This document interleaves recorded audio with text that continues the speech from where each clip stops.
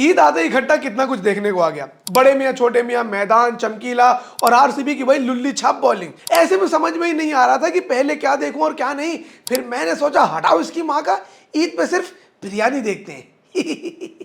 ईद और यूट्यूब के बीच में मैंने ऑब्वियसली चुना ईद को, क्योंकि वैसे भी इन वीडियोस पे जितना ऐड लगा के रेवेन्यू नहीं आता, उससे ज्यादा तो मेरा ईद पे ईदी का कलेक्शन हो जाता है। Sad life. लेकिन इन दिनों लोगों के रिव्यू सुन सुन के मैं बोर हो चुका था। मुझे खुद पर्सनली जाना था ये चेक करने के लिए कि जितनी जनता इस पिक्चर की बुराई कर रही है, क्या फिल्म वाकई में उतनी बुरी है या फिर उससे भी ज्यादा बुरी है। सो पहली फुर्सत में 3D चश्मे लगा के मैं पहुंच गया BMCM के कूड़ेदान में डुबकी लगाने के लिए। मैंने देखी सवेरे सवेरे बड़े मियां छोटे मियां, और अगले 5 पॉइंट्स में मैं आप लोग को बताऊंगा मुझे फिल्म कैसी लगी और क्यों। Well, that's because I am Zain and you are watching। देखो गाइस, आजकल फिल्म रिलीज होने से पहले भी बहुत कुछ रिलीज हो जाता है। Poster, motion poster, teaser, trailer, जनता का गुस्सा। लेकिन इस पिक्चर की जितने भी एलिमेंट्स रिलीज हुए, उनमें किसी भी एलिमेंट से जनता को एक पैसे की भी एक्साइटमेंट नहीं हुई। बेसिकली फिल्म आरसीबी की टीम की तरह थी। जनता को पहले ही पता था कुछ नहीं होने वाला इसका। ईद पे जो पिक्चर आती है वो ऑब्वियसली चलती है। इसी भ्रम में प्रोड्यूसर्स बैठे हुए हैं और एक के बाद एक अपने मुंह की खाते चले जा रहे हैं। पिछली बार ईद पर आई थी किसी का भाई किसी की जान, और इस बार ईद पर आ गई बड़े मियां छोटे मियां। इन दोनों पिक्चरों के अंदर 3 चीजें एकदम कॉमन थी। सबसे पहले तो यही कि दोनों ईद पर रिलीज हुई। दूसरा ये कि इन पिक्चरों के नाम का इस पिक्चर के कंटेंट से कोई कनेक्शन नहीं। और तीसरा ये कि दोनों ही पिक्चरें निहायत ही चूतिया फिल्में। बहरहाल तब भी बड़े मियां छोटे मियां देखनी तो थी ही, तो मैं सवेरे सवेरे पहुंच गया बड़े मियां छोटे मियां देखने, वो भी 3D में। क्या क्या मुझे फैक्टर्स लगे इस पिक्चर की बुराई के बारे में सब आप लोग को बताऊंगा। और सबसे पहले शुरुआत करता हूं पॉइंट नंबर 1, यानी कि the plot of the film से। फिल्म का प्लॉट तो भाई साहब ऐसे गजब का प्लॉट है, मैं क्या बताऊं। मेरे 5 साल का भतीजा वो साला इससे बढ़िया प्लॉट लिख लेगा। यूकेजी में है वो, ऐसी ऐसी कहानियां बताता है। कल कह रहा है मेरी हिंदी वाली मैम जो है वो एक रोबोट है, आंखों में उनकी कैमरा और नाक में सेंसर लगा हुआ है। भाई क्या गजब की कहानी है, खुद सोचो। बहरहाल प्लॉट में क्या थोड़ा बहुत जो मेरे समझ में आया वो मैं आप लोग को समझा देता हूं। बेसिकली इंडियन आर्मी की एक स्पेशल टास्क फोर्स है, और पिछले 20 साल में आई बॉलीवुड की हर फिल्म की तरह इसके भी ऑफिसर्स अपने ऑर्डर नहीं फॉलो करते। बहरहाल इसी टास्क फोर्स में है बड़े मियां छोटे मियां। और अब इनका नाम बड़े मियां छोटे मियां कैसे पड़ा? एक्चुअली एक बहुत ही खूंखार मिशन करने अफगानिस्तान में जा रहे थे, और इन्होंने डिसाइड करा कि इस मिशन का नाम क्या रखें। तो इन्होंने सोचा उस दिन जो अफगानिस्तान में पिक्चर दिखाई जा रही है वही नाम हम अपना रख लेंगे। तो इन्होंने अपने नाम रखे बड़े मियां छोटे मियां। मैंने कहा वाह क्या गजब का आइडिया है। अच्छा वो बड़े मियां छोटे मियां आ रही थी, बंटी बबली नहीं आ रही थी उस दिन अफगानिस्तान में। बढ़िया लगता, अक्षय कुमार घोड़े पे जा रहे, उनका नाम है बबली। ये ऑर्डर वॉर्डर फॉलो नहीं करते, चुटकुले इतने बुरे इतने जहरीले जोक मारते हैं कि भैया इनका कोर्ट मार्शल कर दिया जाता है। मैंने कहा सही हुआ भैया, ऐसे गंदे चुटकुले मार रहे हैं तो नेटफ्लिक्स की कपिल शर्मा शो में जाओ या फिर मोस्टली लेम के यूट्यूब चैनल पे जाओ। ये इंडियन आर्मी है भाई, यहाँ तुम्हें आतंकवादी मारने के पैसे मिलते हैं, पब्लिक की दिमाग की वो मारने के पैसे नहीं मिलते हैं। वहीं दूसरी तरफ एक हादसा होता है इंडिया में। इंडिया का सबसे लीथल वेपन, सबसे खतरनाक हथियार चोरी हो जाता है। अब सुनो चोरी कैसे होता है। इंडिया का सबसे पावरफुल सबसे डेंजरस वेपन ट्रांसपोर्ट हो रहा है, और उसको ट्रांसपोर्ट करने की जो लोग काफिला बनाया है उसमें टोटल 5 गाड़ियां हैं। 5 टोटल 5। अब इतनी इंपॉर्टेंट चीज ट्रांसपोर्ट हो रही है और उसके लिए टोटल 5 गाड़ियां लग रही है भैया। इससे ज्यादा गाड़ियां तो एलविश भाई लेके चलते हैं लौंडे थपेड़ने के लिए। लेकिन इंडियन आर्मी अपने सबसे पावरफुल वेपन को 3-4 गाड़ियों के साथ भेज दे रही है। कह रही है यार सबसे पावरफुल वेपन ही तो है, कौन सा KFC की सीक्रेट रेसिपी की चोरी हो जाएगी। लेम थिंग्स। वो जा रहे होते हैं रास्ते पे और वहां पर देश के दुश्मन आर्मी रूट के साइड में तोपे लगा के बैठे हुए। मैंने कहा वाह भैया वाह, यहाँ चंद्रिका दीदी जो है वो वड़ा पाव का ठेला लगा नहीं पा रही है, ये इन्होंने बॉर्डर एरिया में आर्मी रूट के बगल में तोपे लगा के बैठे हुए हैं। गजब। वहीं थोड़ी दूर में टैंक भी आ गए, थोड़ी दूर में हेलीकॉप्टर भी आ गया। मैंने कहा बहुत बढ़िया भाई साहब, अभी लगता है पहाड़ों पे नेवी का एक शिप भी आएगा। भाई ATV आ गई, तोपे आ गई, टैंकर आ गए, हेलीकॉप्टर आ गए, मेरी आंख से खून आ गया। लेकिन इंडियन आर्मी का एक बंदा नहीं आया मदद करने के लिए।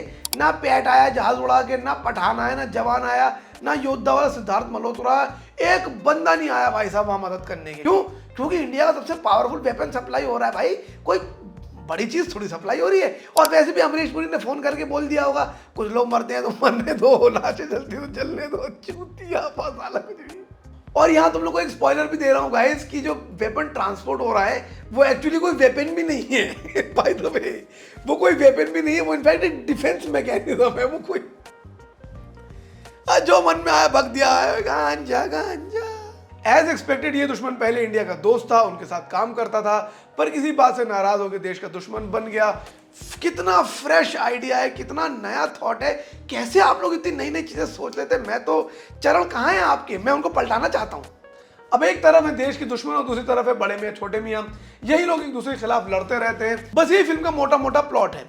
कभी फिल्म जो है असैसिन्स क्रीड बन जाती है, कभी फिल्म जीआई जो बन जाती है, कभी फिल्म मिशन इम्पॉसिबल बन जाती है, और बाकी की टाइम हीरोपंती 5 बनी रहती है। प्लॉट एकदम ही run of the mill plot है। ऐसे प्लॉट को हम लोग 10 बार देख चुके हैं, सूंघ चुके हैं, चख चुके हैं, थूक चुके हैं, और उसी प्लॉट को थोड़े थोड़े चेंजेस करके डाल दिए। बाकी राइटर ने बोला यार थोड़ा बहुत चेंज कर दे, लगना नहीं चाहिए हमने किसी और का ही उठाया है, बाकी तो डायरेक्टर था, किसी को पता नहीं चलेगा।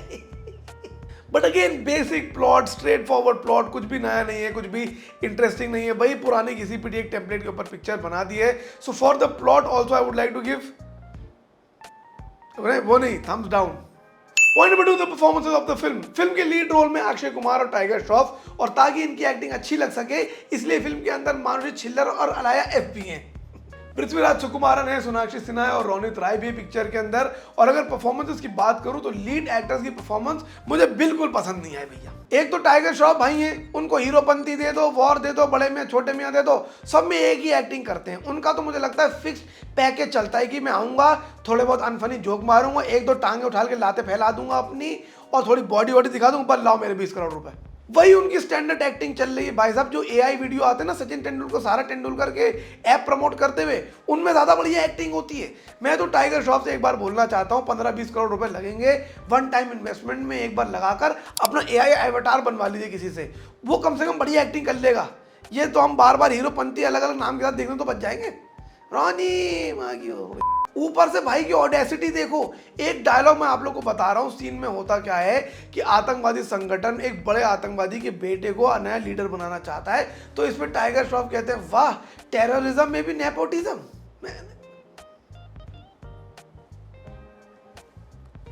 स्पीचलेस हो गया गाइस मैं यहां पर। अक्षय कुमार साहब भी स्ट्रेट फेस एक्टिंग कर रहे हैं, उनका भी वही जोन हो गया है, एक ही जैसी एक्टिंग सब जगह चल रही है, कुछ भी नया नहीं, कुछ भी इंप्रेसिव नहीं। लिप सिंक हुआ तो हुआ, वरना टैक्स तो मैं भरता ही हूँ, कर लूंगा एक आधा इंटरव्यू, आता बाल की बट्टी में।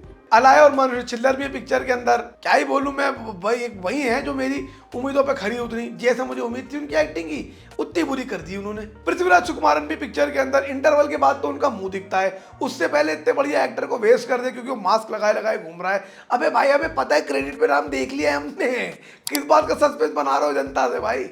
उन्होंने अच्छी एक्टिंग करी है। He plays a disgruntled person जो कि इंडियन आर्मी से उसकी कुछ ऑफिसर से बदला लेना चाहता है, and his performance and Ronit Roy's performance was the only 2 performances that I actually liked in the film. Point number 3, the action of the film. देखो भैया मैं इस उम्मीद से गया था कि राइटिंग, डायरेक्शन, एक्टिंग तो जो होगी सो होगी, कम से कम एक्शन बढ़िया हो। साला वो भी बढ़िया नहीं है। मतलब इंसान दही बड़े खाने गया जिसमें दही ढंग का नहीं है, क्या कर लूं मैं बड़े का खाली। एक्शन सीक्वेंसेस इलेबोरेट जरूर है, लेकिन लिटरली हर एक एक्शन सीक्वेंस बॉलीवुड में हम 100 बार देख चुके हैं। कभी बाइक उड़ा के हेलीकॉप्टर से लगा दी, खट खुट खुट करके सामने वाले की माउदर से मैगजीन गिरा दी, मजे ही मजे। आतंकवादी भोसले के नूब सारे, सामने खड़ा बंदा, उनसे गोली नहीं लग रही। मैंने कहा तुम लोग रशियन मिलिशिया हो या सालो तुम लोग बॉट हो कहीं के।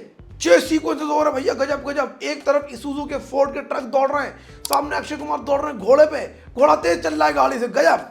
अक्षय कुमार जा रहे हैं घोड़े पे और आतंकवादियों से गोली नहीं लग पा रही, ना अक्षय कुमार पे ना घोड़े पे। घोड़ा भगता चला जा रहा है, फोर्ड वोर्ड की गाड़ियां जो है पीछे नहीं कर पा रही है उसकी। घोड़ा खुद कह रहा है 4 चवन्नी घोड़े पे, आतंकवादी मेरे। Like I said, senseless disconnected action sequences जो हम सब पहले कहीं ना कहीं देख चुके हैं। सारी सेटिंग, सारे सेट पीसेस, सब कुछ। ये मैंने योद्धा में ही बोला था कि एक इंटरेस्टिंग चीज निकल कर आई थी कि जब आपने प्लेन के अंदर एक एक्शन सीक्वेंसेस कोरियोग्राफ करा और वहां पे जी फोर्सेस को, ग्रेविटी को एक बड़े इंटरेस्टिंग तरीके से यूज करा गया। यहाँ पर कोई भी इमेजिनेटिव थॉट नहीं है, वही पुराने जो हम कई बार सेटिंग्स देख चुके हैं उन्हीं को घुमा फिरा कर लगा दिया। और जैसे मैंने पहले बोला, राइटर बोला पता नहीं चलेगा, जनता पिक्चर नहीं देखती है, ये पता वही देखते हैं, तेरा box. Point number 4, the music in comedy of the film. बहुत से लोग कहते हैं भैया 10 बजे के बाद म्यूजिक बंद होने जाना चाहिए, ये वाला सारा 10 बजे से पहले ही बंद ही रहना चाहिए। भाई इतने अलग अलग इलेक्शन के मुद्दे बन रहे हैं, पिक्चर ही म्यूजिक को बनाओ इलेक्शन का मुद्दा, कि इतनी बुरी म्यूजिक क्यों चल रही है हिंदुस्तान में, क्या हो गया इंडिया को। मैं कसम से बता रहा हूँ, मैंने 240 रुपीज़ वाली सीट ली थी, जो कि मुझे कन्वीनियंस फी लगा के 280 रुपये की मिली।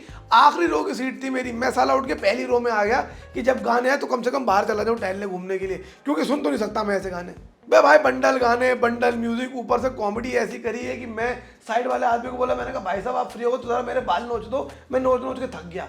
पूरा थिएटर खाली बैठा हुआ है भाई साहब। एक लड़की 2 सीटें छोड़ के बैठी थी, वो गीगल कर रही थी। वो तो बाद में जब मैंने 3D वाला चश्मा उठाया तब मैं समझ में आया काहे को इतनी खीखी हो रही है। हम बड़े में छोटे में देखना, वो कोई दूसरा चमकीला दिखा रहा हो सके। ये देखो।